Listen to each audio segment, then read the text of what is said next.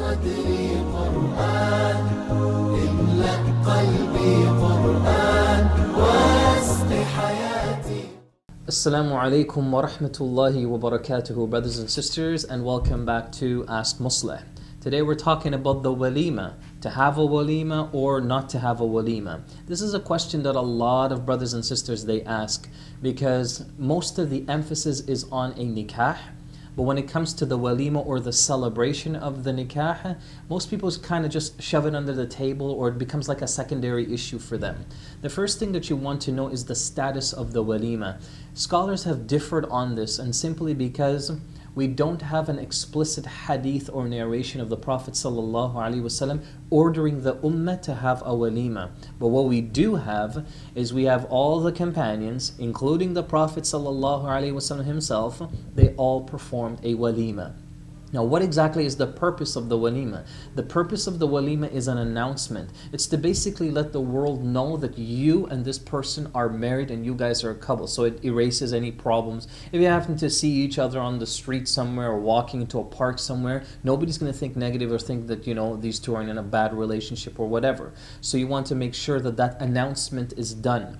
Now that announcement, when it's done, this is the purpose of that walimah. But when it comes to the status or the hukm of this walimah, scholars they say that because we don't have an explicit narration to order us to do this, the walimah is not in and of itself a wajib or a compulsory thing to do. However, scholars don't leave you just like that to make that decision and say, okay, well, it's not wajib, let me just do what I want to do. Scholars still encourage us to pay attention to the sunnah and pay attention to the lifestyle of the Prophet ﷺ and the companions, and notice that none of them left off a walimah.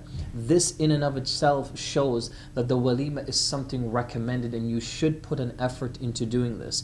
I remember a long time reading that some of the ulama also said that a walimah is also the result of barakah and blessing in the marriage.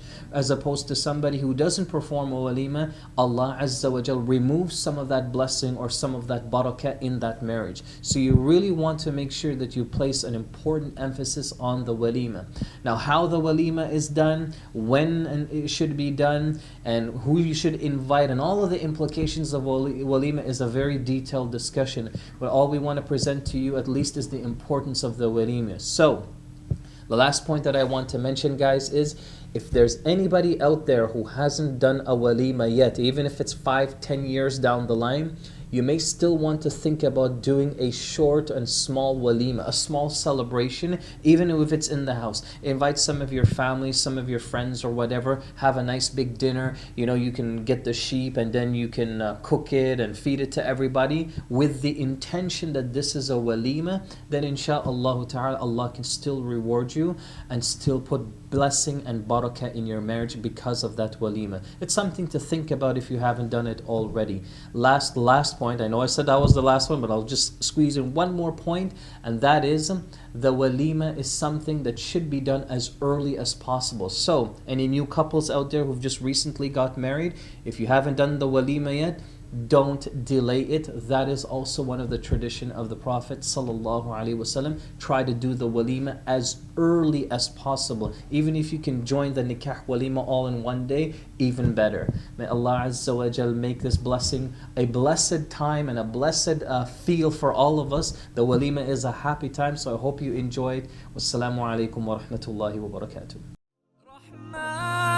رحمن ساعدني يا رحمن اشرح